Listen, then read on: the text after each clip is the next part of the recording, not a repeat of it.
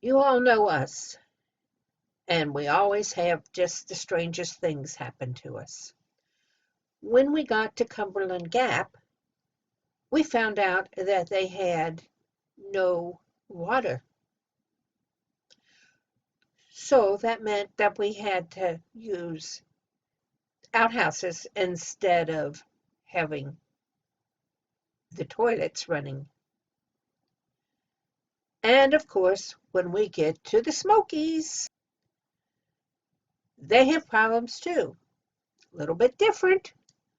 They had no plumbing. So here we go again. Outhouses. Please take a second to comment, subscribe, ring the bell to get notices of new videos, and please give a thumbs up.